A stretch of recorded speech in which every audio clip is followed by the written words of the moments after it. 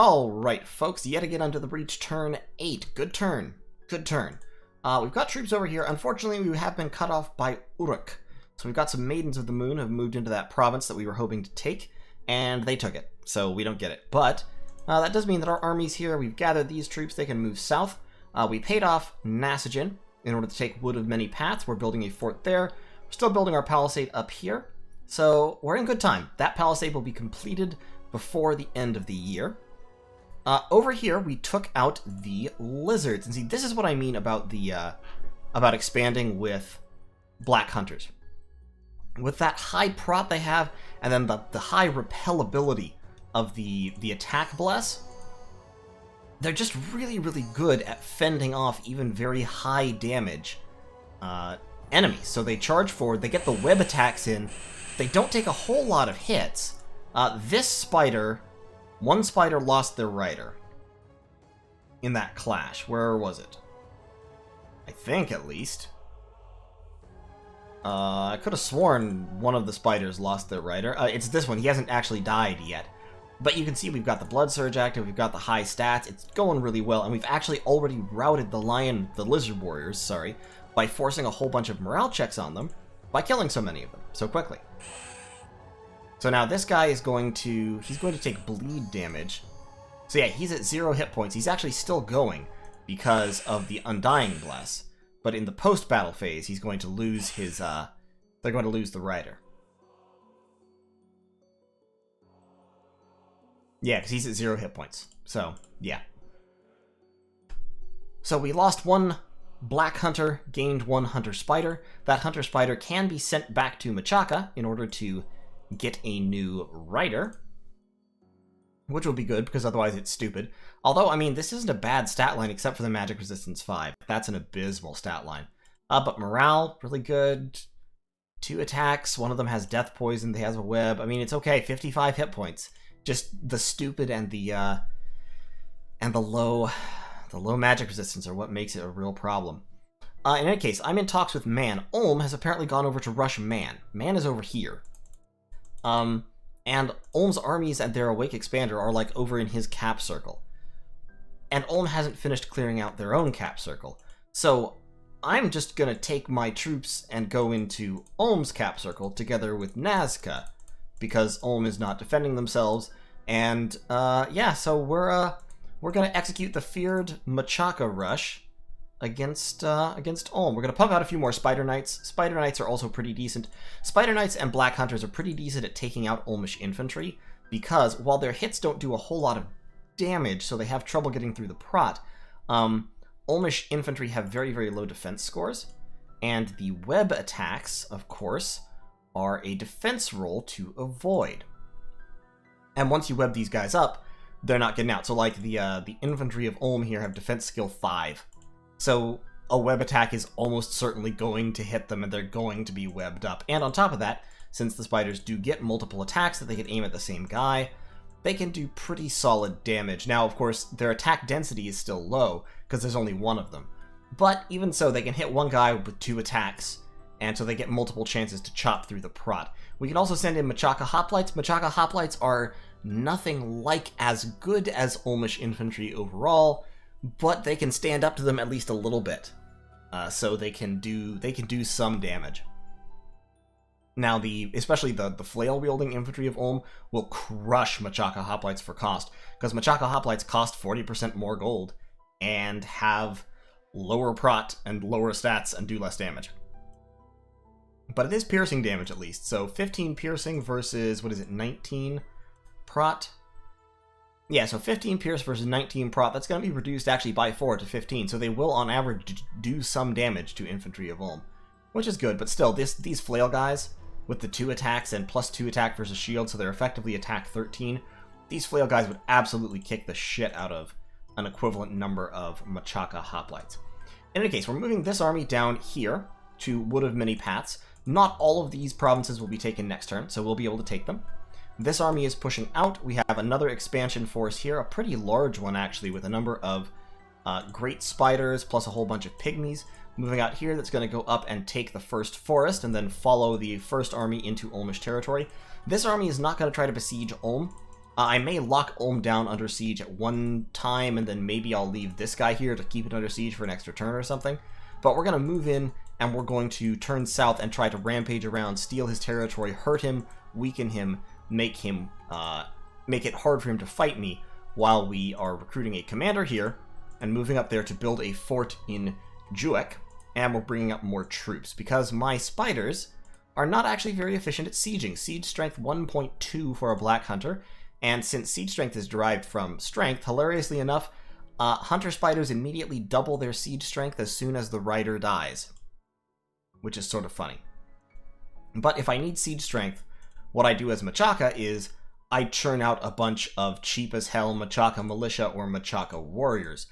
They're bad units, and you don't really want to use them, but for siege chaff, this is hard to beat. Machaca militia, they're just cheap.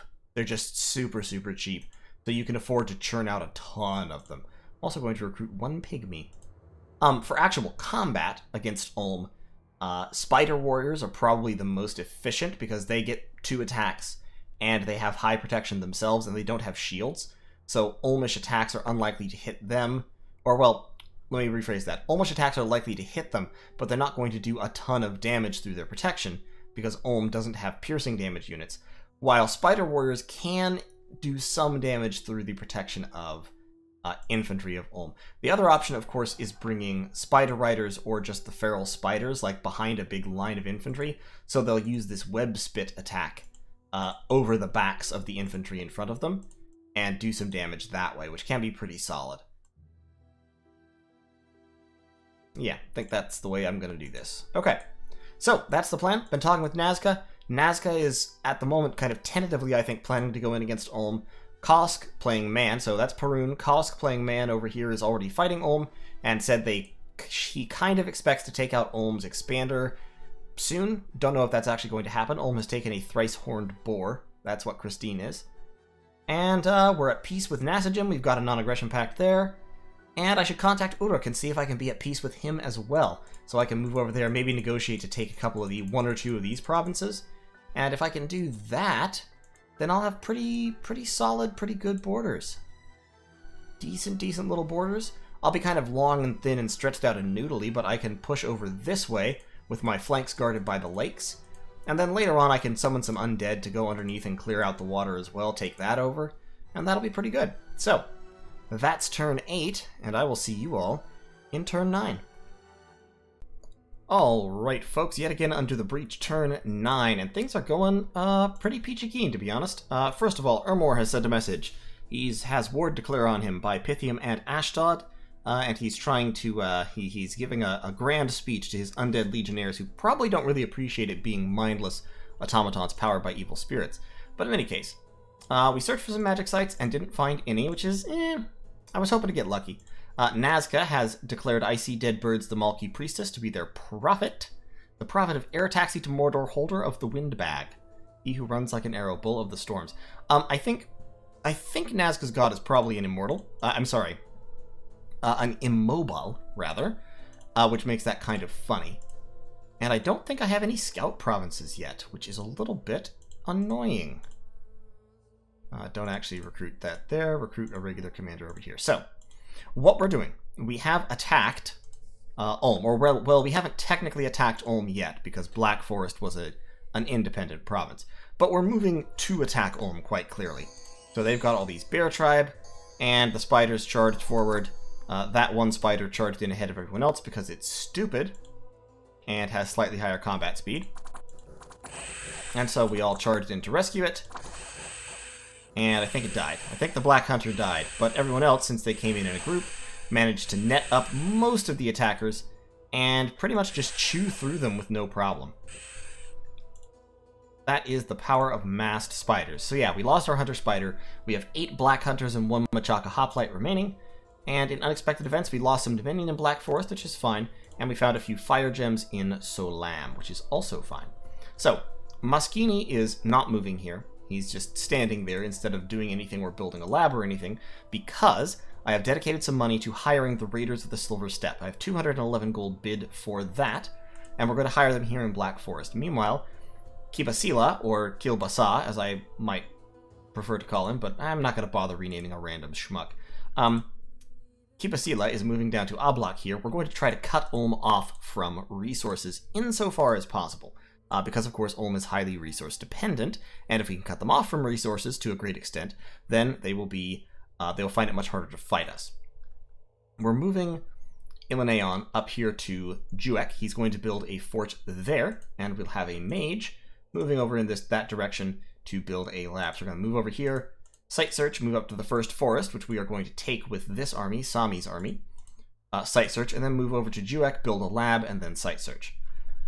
Meanwhile, this palisade will be done in 3 turns, this palisade will be done in 2 turns. Excellent. So we'll have those 2 up by the end of the year. We'll build labs there in the next coming turns. We've got Oboy moving down here. He's going to search and build a lab. We've got Moschini just standing here. He's going to build a lab next turn in Solam. So we'll start churning out sorcerers. Down here, we've got a big ol' army of Caelumite Spirehorn warriors that looks like it's jumping over into Felden Forest. We are going to go take Strongdale. Not gonna try to bump here. I don't want to bump with 60 birds in any case. 60 birds might actually be able to drag me down with numbers, especially because they'd kill the Machaca warriors, and they might kill Muita, the Eye of the Lord, as well, and that could potentially spawn a rout. And of course, I have a non-aggression pact with Caelum, and so I don't really want to do that. The Broken Land we're just leaving alone for now. It's not worth it. This turn is the People's Deathmatch is scheduled, so in a non-magical context, if I had a Bane Spider available, I would actually send the Bane Spider, because he has decent odds against other people's mundane commanders. Now, Ashdod, if Ashdod sent an Adon, that Adon would undoubtedly trample all over a Bane Spider, but short of that, the Bane Spider has good enough attacks and good enough protection that they might be able to take out a giant, to be honest. If we look at Ashdod's commanders, where's Ashdod? There he is. If we look at Ashdod's commanders, the Rephite commander hits hard and has decent stats, but might potentially still fall to a Bane Spider. At the very least, the Wither effect might kill it. The only one that would definitely ruin the day of a Bane Spider is the Adon.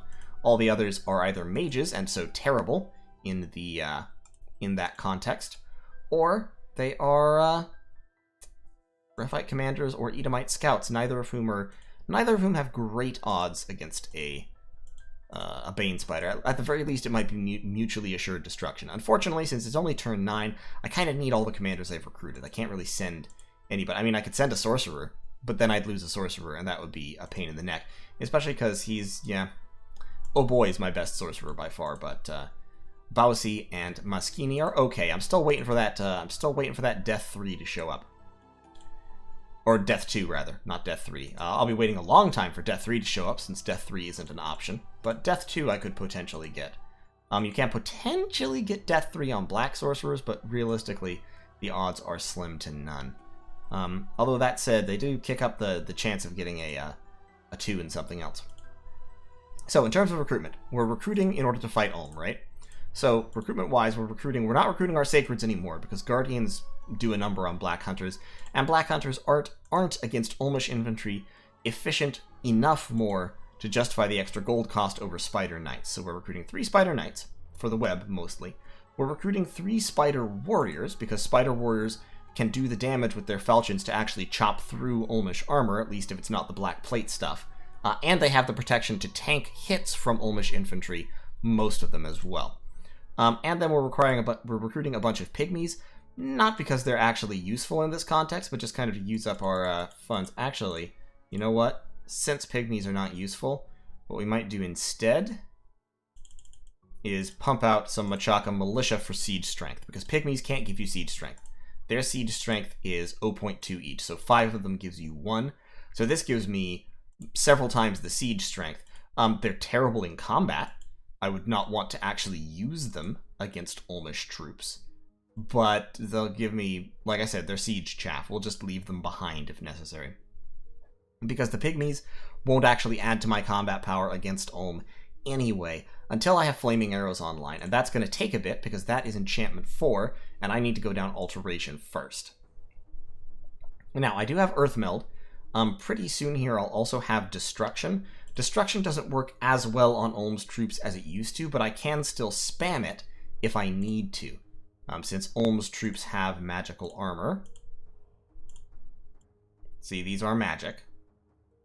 So it only has a 25% chance to affect it, but breaking it even by a little bit can be important, especially with the Black Plate Infantry. Black Plate Infantry is super, super tanky against anything I can bring, just because they have so much prot. Also, resource cost 36, resource cost 36 for Spider Warriors, despite having prot 19 instead of 23. I'm not sure that's fair, I'm just saying. He's pumping out Guardians, it looks like. So he's aiming to counter my Sacreds. This is a big reason why I'm not continuing to recruit the Sacreds. Guardians have this Black Halberd, which has the fatigue damage against Sacred units. That's a lot of fatigue damage. It's pretty intense. Now, Black Hunters are only 1 per square, so they're affected less than a lot of Sacreds. But even so, they also just do a lot of damage in total. And they have the Castle Defense bonus, so they add 1.7 siege defense each, which means he's going to be able to brace up his citadel and make it very, very hard for me to siege down. Fortunately, I'm not planning to actually try and siege this down, at least not for a while. I've got Kipasila's squad set up for attack rear shenanigans, so they're scripted to run around the side and drop down and try and kill the commanders/mages.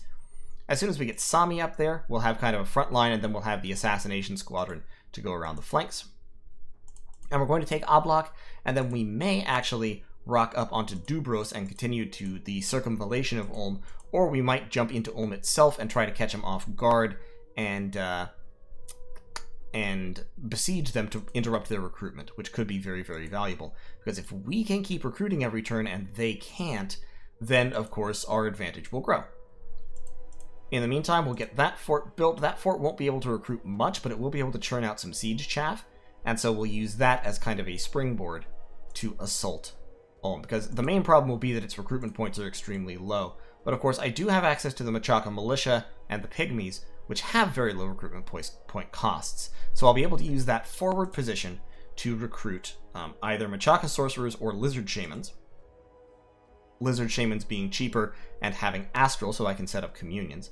But probably I'll just start pumping out sorcerers here first for immediate combat usage, and move on from there. Now, what I could do is, if I wait and take this war a little bit later, I can use mass mind burn from lizard shamans, forming a small communion. If you have 8 lizard shamans, for example, you can form a communion where 4 of them are slaves and 4 of them are masters. That makes them S3, Astral 3, and then you can go Thaumaturgy 2 for mind burn. Only has 10 fatigue. It does 12 armor negating damage to the head. Magic resistance negates, but Ulmish troops are bad at magic resistance. That could be a very efficient way to burn down Ulmish units. In fact, I think even their Sacreds have super low magic resistance. Yeah, even Guardians are just magic resistance 9. So that can be a very effective way to cut through infantry of Ulm that otherwise would be a huge problem. That, of course, will require me to spend several turns recruiting lizard shamans. And the other way you can do that is just having 2 slaves and 4 or 6 masters. That way you're likely going to kill your communion slaves, but it can enable you to get the communion online faster. So, like I said, we're gonna get a lab in this province post haste. I actually may just move Bausi there and there. Actually, he can go there right now, so he's going to build the lab there next turn, and then we'll get the fort going while we start recruiting lizard shamans, just to get an extra one out faster. And we will probably next turn we'll pause for 1 turn to grab mind burn, and that will give us a lot of utility against Ulm, against Ulmish infantry. Having a few of those barbarian lizard shamans will be fantastic. That also means that Maskini can actually move, because it's going to take a couple turns for him to be able to build the lab there. So he's just going to move out to do some site searching, and we'll send another mage up there to build the lab when we have a moment. So overall, I think things are going really well. The possession of Juek is going to enable me to make a much stronger, if I can say things, a much stronger push against Ulm. Wow, that was amazing. A much stronger push against Ulm in later year 1. And of course I can just harass him with spiders until then, and kind of keep him on his toes, prevent him from building up. And since he's rushed over here to attack Man, hopefully he'll be bogged down over there for a little while. Even if not, that's going to make him pull back, and then Man is hopefully going to push in while he's weak. Plus, of course, I'll have Nazca coming in to help. So Nazca will be hopping in with birds, harassing, removing resources, and the thing will be to see if I can snake out the capture of Ulm's capital, or if Perun will make an issue of that. Probably Perun will make an issue of it, but if I have troops on the capital and then he says, like, oh, I want to take Ulm's capital, at the very least I can say, well, I mean, okay, I can give the capital up to you, but, like, what am I need to get something for it, man. You know, I need to have, so I can at least, you know, work out some kind of territory deal. So I'll get something out of this, even if not the capital itself. In any case, that is turn 9, and I'll see you all in turn 10 as the plot thickens, as they say. Alright, folks, yet again unto the breach, turn 10. Turn 10? Turn 10, yes. I gotta deal with Ulm. To be honest, I felt a little bit, well, okay, there were a couple of reasons. First of all, I felt a little bit bad about rushing a subscriber before year 0 was even over. Plus, this, I was thinking about it, and I'm like, you know what, this is kind of an overextension, especially if, as my scout moved over here, and I'm like, well, we got a fort here, we got some provinces he's taken. It sounds like, from what he and Man were both saying to me, it sounded like he was basically kicking the crap out of Man, so his armies were probably going to be freed up to come back, like, really soon. So, in considering the issue, I was wondering if I might not be overextending somewhat. So, and I talked with Perun, with Nazca, and he basically said, well, you know what, if you're not convinced about going after Ulm after all, then I guess I'm saying I got cold feet. But so I talked with Mr. Root, with Ulm, and we cut a deal basically, and I'm just gonna, we've made a non-aggression pact. I'm gonna sit here for one more turn, recruiting a couple of random low-tier chaff units, just militia, to suck up a hit or two, and then I'm gonna go take these cavemen out in the halls. So I'll have this cave. I'm giving him back 150. We'll see. We'll make a deal. So I have a way around him. So I have some other places to go. Now, I'm really kind of flat and spread out and stretched right now. And it's okay, especially as middle-aged Machaka, to, like, sit around for a few turns consolidating and building up. Like, this is a fairly geographically secure position, since I have non-aggression pact down here, and I have Nazca up here that I have an agreement with. But, even so, this is going to be slightly tricky, and what I don't really want is I don't want to end up being just a noodle. Like, even if I were to go all the way over here and take over Ulm and, like, win this whole fight and win everything forever, I'd be a huge noodle, which I don't want. Now, good thing, I found mermen, so I'm going to recruit a bunch of mermen. I'm going to go down here and I'm going to try to take this lake. Sceleria is right down here. Like, I think that or that is Sceleria, somewhere down there. My hope had been that I would be able to take a couple of these provinces down here and kind of form a bulge, a ball, as it were. Well, without 150, of course, and get a fort set up over here at this end, but I don't know if that's going to be possible. But I am building a lab and a palisade to start pumping out those lizard shamans. This palisade will be finishing next turn, so I'm going to send a mage over to build a lab there. I've got a palisade building up down here, and I'm going to build a lab on it. And I'm also going to plop down a temple or two at some point here to help spread my scales, because my scales are really good. And so with those labs going down, I should be able to start churning out more mages within a couple of turns. I'll start recruiting lizard shamans over here next turn, slowly, while the palisade builds. Down over here, I will start, I'll build a lab and I'll start recruiting more sorcerers. And we should be in decent stead now. Now. Strategically speaking, what I should probably do here is declare war on Nasajin, Caelum, because he's going to be the easiest target, in the sense that his nation is the weakest out of the various options and the likeliest to fold to a sudden spider rush. And he would also enable me to consolidate my position by taking these provinces here without rendering myself very geographically exposed to other enemies. So that would probably be the sensible next move, now that I'm not attacking Ulm. And that would get me a few more turns I would take the halls and then kind of pull my troops back. Consolidate. I've already talked to him about Black Marshes. He moved in here to take this province. I basically sent him a message that was like, no, you can't. You can't have that. That's not for you. That's for me. That's in my territory. And he agreed to pull back, leave a few province defense in it, pull back, leave it for me. So these troops are going to be going down to take Black Marshes. I've got a fairly decent chunk of troops here in Machaca. I've stopped recruiting Machaca militia. I'm pumping out Spider Knights and Machaca Hoplites now. Machaca Hoplites because they're a little bit cheaper than Spider Warriors, and so I can recruit more of them. They're a little bit more than half the cost. And that enables me to, I had spare resources basically, so that enables me to use my resources a little bit more efficiently and my gold a little bit more efficiently. And of course the Spider Knights are just pretty solid. Once I've got that fort going, that fort going, that fort going, I'll be in pretty solid shape. That'll be in 4 turns, but these ones will be going concerns before the end of the year.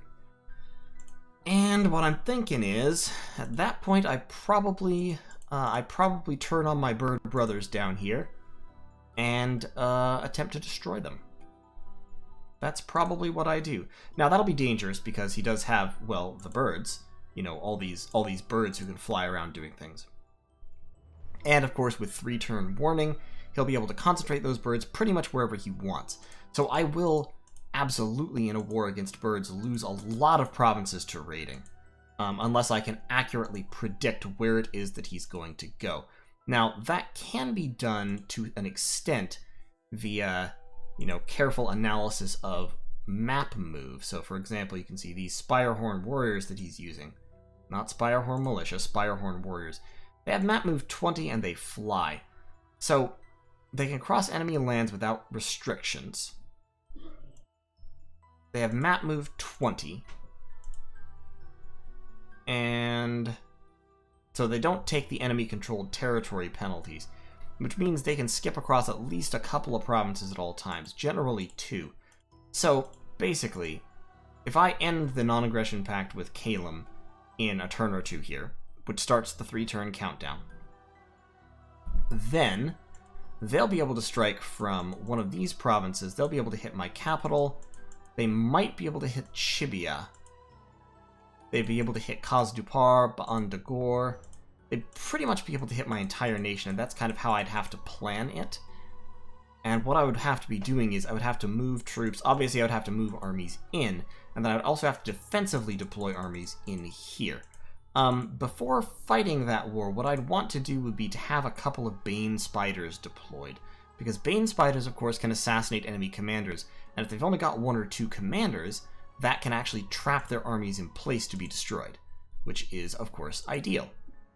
But, yeah, I'm not sure. I may even do a thing that's very uncommon in Dominions, and often strategically not a great idea, which is I might hunker down, turtle a little bit, and just research. Just focus on churning out mages. Once I get another fort up, I'll switch back to recruiting sorceresses here, maybe a couple of black sorcerers, because I don't have any black sorcerers yet, and I could really probably use 1 or 2. But, yeah, I might just kind of hunker down.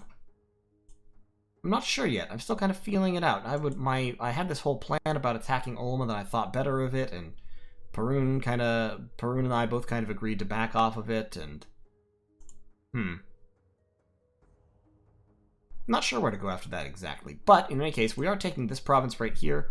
I've been told that Vanheim will be taking this province, so probably what I'll do is I'll negotiate with Vanheim, make some kind of agreement, and I may actually give them that province in exchange for a non-aggression pact. So I'm really kind of trying to take it to have something to bargain with.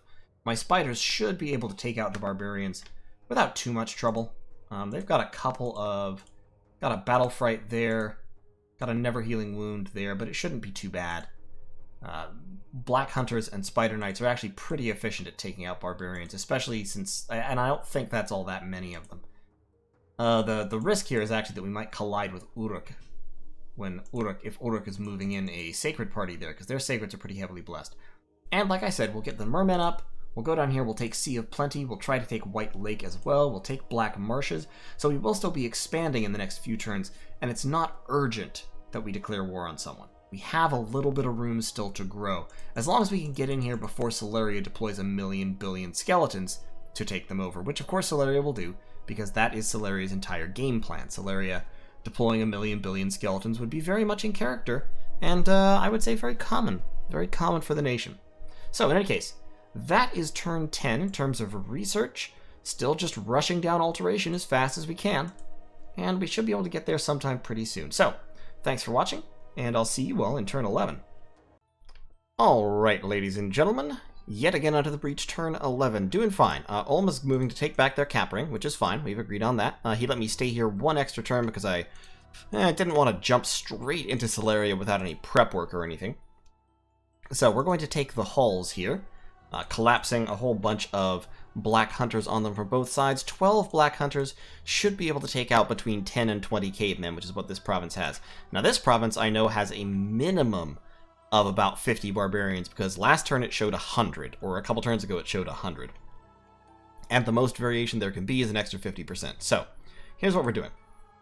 We've got Theladro moving with a whole bunch of dudes here, and he's going to move over this way in an effort to maybe engage Sceleria or something. Probably engage Sceleria. This guy, Suzuka, is taking these troops we left behind, moving down to Ctesiphon to hand them off to him.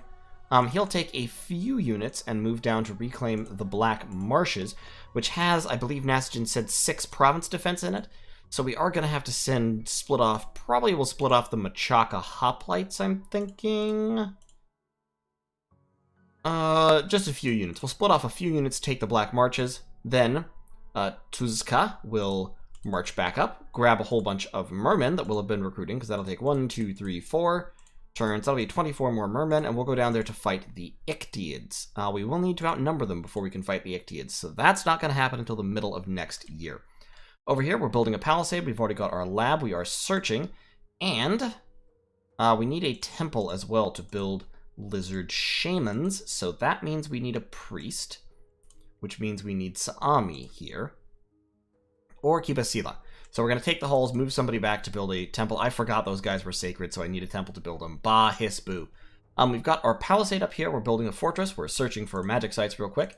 Down here, our palisade will be done in one turn, and we're also building a lab, so we'll be able to start cranking mages out of that.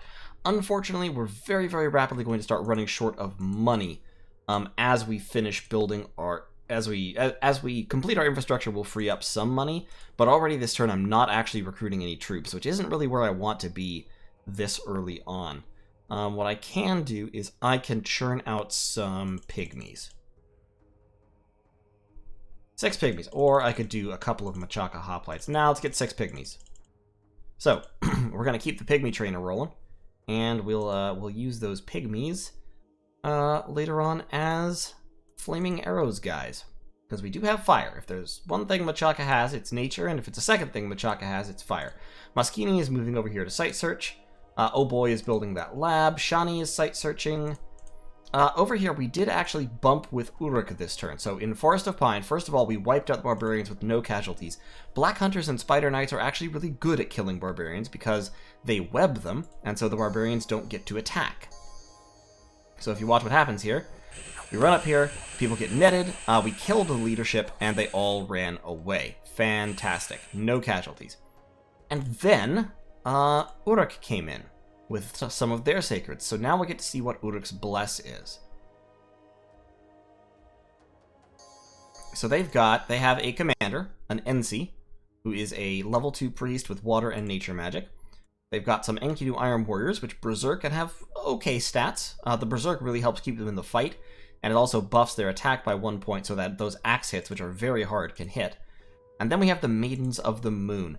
And he's taken, this is actually the same guy who's playing in Once More Unto the Breach, and he's taken the same Bless, Regeneration and Fortitude. So he takes half damage from most things, and he regenerates 3 hit points a turn with his Maidens of the Moon, who also have Formation Fighter.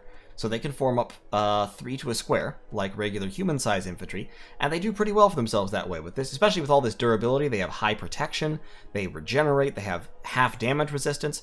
Pretty solid. Now, Unfortunately for them, black hunters are actually pretty good at cutting through that kind of thing because, once again, of the web. So, the black hunters rush in, they start hitting, and they do pretty decent damage, and particularly, they poison. So the Spiderfangs have this death poison, very, very high levels of poison damage. The poison effectively negates their defense, their regeneration, I'm sorry, because they're taking poison damage at the same time as they're regenerating. And so now, in this square, 2 out of the 3 Maidens of the Moon are netted, and when they're netted, they can't do anything until they break 3, and their defense skill is very, very low. Now, they're strength 15, so they're likely to break free pretty quickly, as you can see there. But even so, it means that they're spending a lot of time with their defense scores very low, and the damage is mounting. Since I get the spear attacks and the lance attacks, and the spider fangs, well, the spear attack and the spider fangs, the lance attack was used once and then stops being used. But, as they get these multiple attacks coming in and more webs, they're not getting to hit back, and they're getting hit a lot. So, I wonder why that one guy has not charged in. Oh, he's crippled. Oh, this poor pair. Look at these guys back here. They're so sad. Combat speed of 2. Also combat speed of 2. They're just slowly moving their way towards the battlefield. So, as you can see, the Maidens of the Moon just kind of get worn down by the poison damage, if nothing else. And one of my hunters gets killed and knocked down into a hunter spider, and then one of the black hunters has to fight it because it's stupid. But even so, we managed to drive them off the field. The Iron Warriors berserk, but berserk does not save them, and they are chased away. So, overall, I lost 1 black hunter who turned into a hunter spider. I lost 2 of my Machaca warriors, but I kept all of my units, and I can turn this hunter spider back into a black hunter by passing through the capital, which is what Muita is going to try to do. We're going to hold on to Forest of Pine for now. We may end up giving it back at some point, but for the nonce, we're going to hang on to it. And this is a mountain. Don't really care about it all that much, to be honest. I could build a fort out here, though, and I might build a fort there as well. But we're doing pretty well. We've got, so territory-wise, we're going to take that back from Nasajin in a couple turns, and then we're going to take that in a couple of turns here, too. We're going to bring back Muita's army, and we're going to bring these troops. Actually, I guess instead of going after Sceleria right away, we'll bring these troops down and then take back the Broken Land.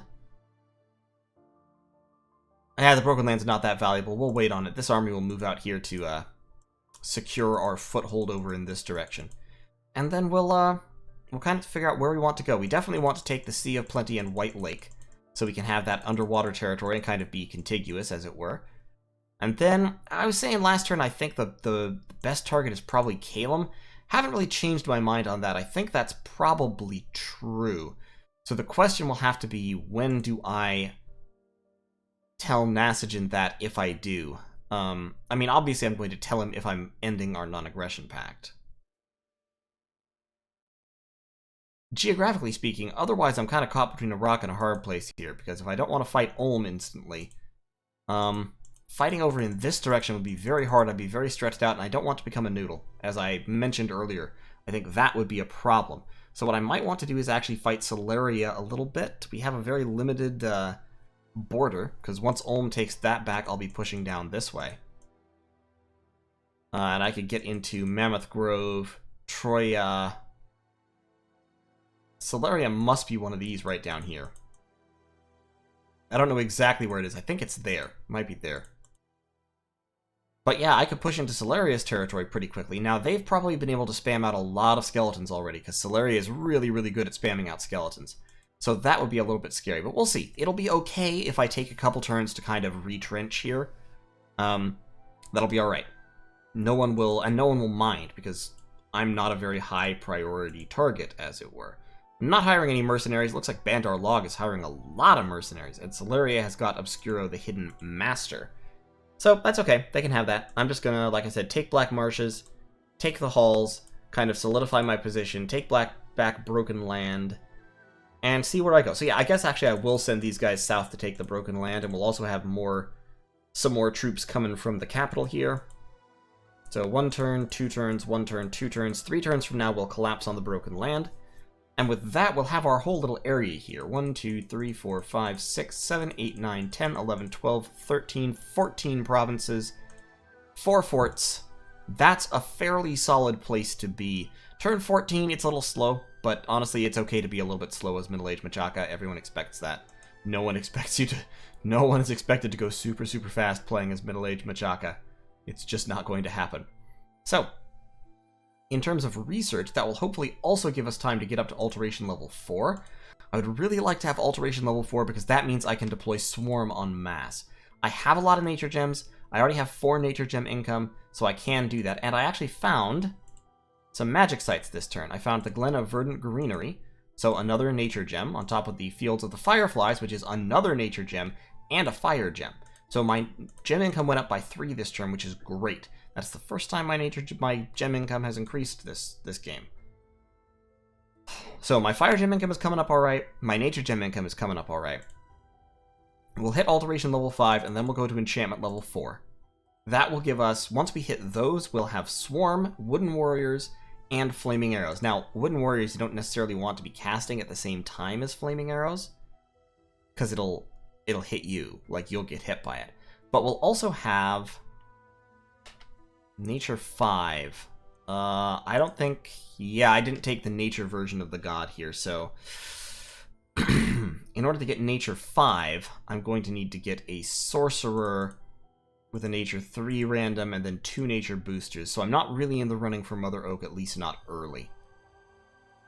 But what I can do is just bring Sorcerers into combat and have them cast Swarm, because casting Swarm is very effective. I could also bring Witch Doctors to do that, but they're worse at it. Sorcerers are a lot better. They take half the fatigue, so they can cast the spell twice as much, and it scales for them. So 3 or 4 Sorcerers spamming out Swarm will definitely help my armies, because that extra chaff will help the spiders take fewer attacks so they can net more people, so that we can then kill them. And against Caelum, that could be very effective. I just have to start my troops kind of blobbed around my mages, so that they don't get hit by birds instantaneously. But in any case, we'll see if it's Caelum or if it's Sceleria we're going up against. In either case, I think I have the tools to fight them, or I will in a little bit here. But I do need to focus on research. I really need to kind of buckle down and get some research done. We've got Sudi, who's another Fire 2 random. I do not necessarily like the sheer number of Fire 2 randoms I'm getting, but it'll be what it is. Like I said, we're going to crank out Sorceresses for research here, and Sudi... I guess I should move him around to Site Search for Fire 2, to be honest. Well, I've already got Bausi searching over here for Fire 2. He's built the lab, so he can move down here in Site Search, and then move over there in Site Search. Maschini is moving over here to Site Search, and then he'll move down. So, search, move, search, move, search, move, search. So 6 turns he'll get those 3 provinces. Yeah, let's move Sudi out. It'll hurt my research, and I know I was just saying I needed more research, but it'll be good to get all those sites, and he can go over this way and site search these provinces as well. And it's important that I keep up with magic gems, because right now my gem income is low, because I just haven't been finding many. Haven't had good luck with that yet. It'll even out in the long run, but for now, I need more. So, thanks for watching, and I'll see you all in turn 12 as we continue to solidify our position. I'll need to talk to Vanheim here, just to make sure they don't want to come in at me. And I'll talk to Uruk and kind of apologize for the bump without in any way implying that I'm going to give them this province. So, that will be that. Thanks for watching. See you next time.